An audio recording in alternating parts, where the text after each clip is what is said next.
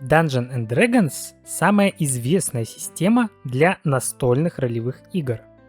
Именно благодаря ней школьники 70-х встретили свою первую пещеру с гоблинами, и спустя полвека интерес ничуть не угасает.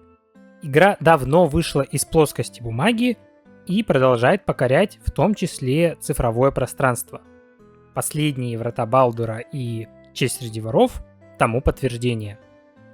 А в честь 50-летия игры появилась замечательная коллаборация с Lego.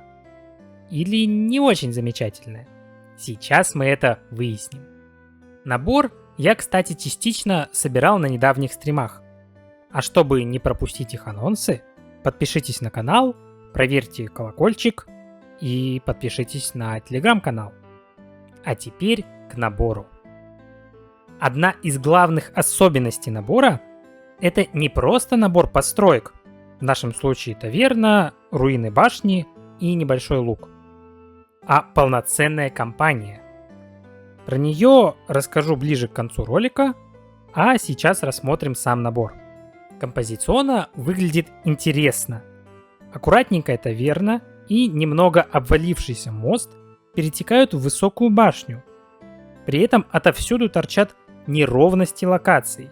Сразу заметна рука самодельщика, что логично, ведь это набор Ideas. Сзади набор полностью открыт. Для игры это максимально удобно, но любителям закрытых конструкций определенно не зайдет.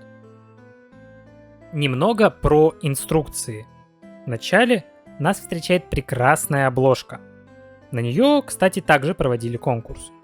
Внутри самой инструкции рассказано вкратце про саму игру, ее историю, а также об оригинальном виде автора.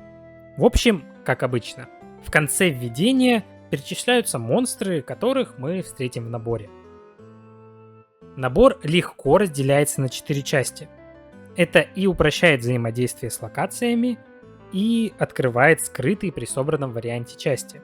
Например, таверна полностью проработана внутри, и даже просто изучать ее одно удовольствие. Причем таверна, в свою очередь, также легко разбирается. Первый этаж занимает целая стойка с оружием и немалые запасы горячительных напитков.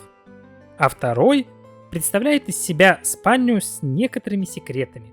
Но об этом немного позже. К сожалению, нет даже намека на подъем на второй этаж. А в остальном это продуманное и красивое здание нестандартной формы. Из таверны легко попасть на луг. От главной береговой линии по выбитой в камнях лестнице можно попасть в лагерь меканидов под мостом. С обратной стороны модели спрятано целое подземелье. Подняться можно и на сам мост. Приятно, что вариантов добраться в следующую локацию множество. Следующая локация – большая винтовая лестница. Само по себе пространство простенькое. Куда больше интереса вызывает количество входов в нее целых 3 штуки. Одна из дверей даже ведет в таверну. По лестнице можно подняться в финальную локацию, собственно, саму башню. Башня имеет несколько этажей.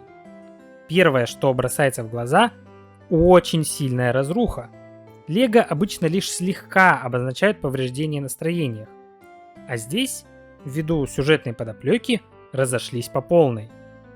С первого этажа по потрепанной внешней лестнице можно попасть на второй этаж, где уже нет половины стен. Здесь нас встречает лаборатория, судя по всему, вполне обитаемая. Ну и третий этаж разрушен почти полностью, и ничего кроме драконьего яйца в окружении свечей с зеленым пламенем здесь найти не выйдет. Порадовала проработка мелких деталей башни. Сразу видно некогда величественное здание, ныне пришедшее в упадок. Фигурок в наборе немного, но все они уникальны и максимально кастомизируемы. 4 минифигурки игровые. Это гном-воин, дварф-паладин, эльф-маг и орк-разбойник. Помимо разных вариантов вооружения, в комплекте идут запасные головы противоположного пола. Таким образом, игрок выбирает еще и пол персонажа. Также имеется драконорожденный с головой, как в видео, только перекрашенный, и трактирщик. Скелетов по-разному учитывают, упомяну их в этом блоке, получаем целых 3 штуки, каждый со своим вооружением, один из них с шикарнейшим плащом.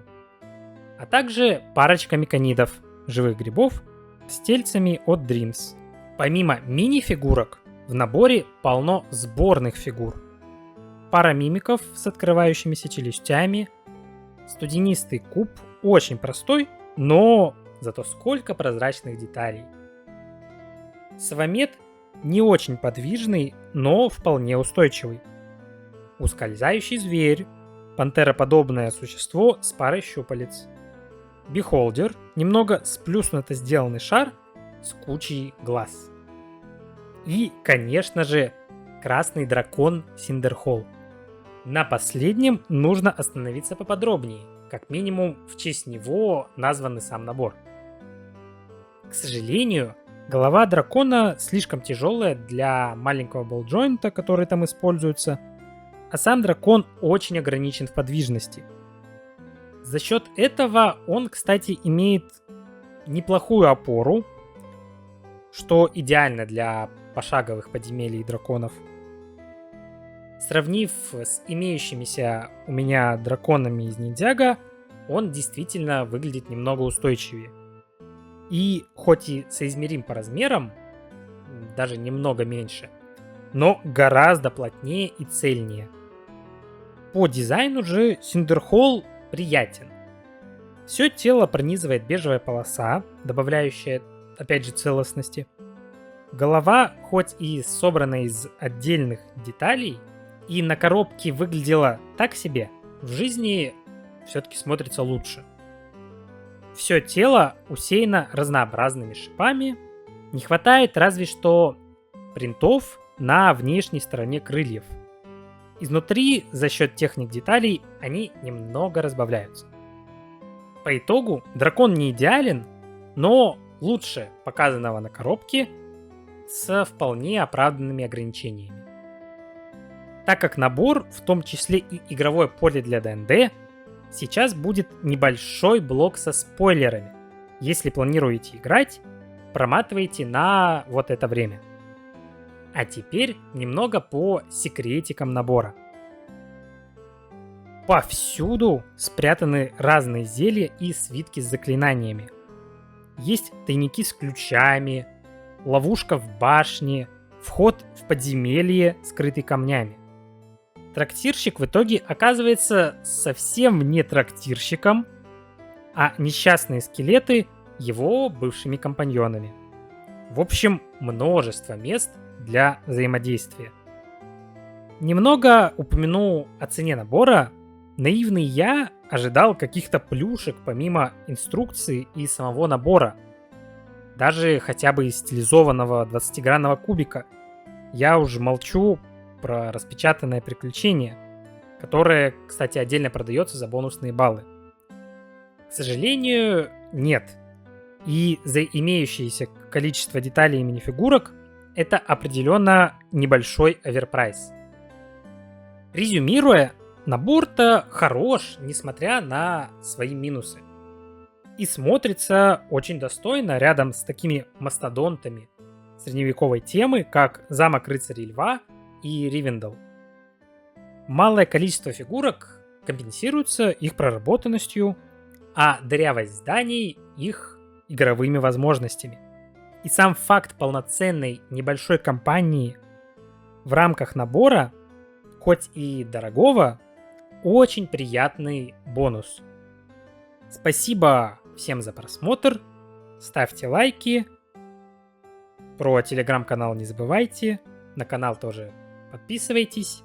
Пока и удачи!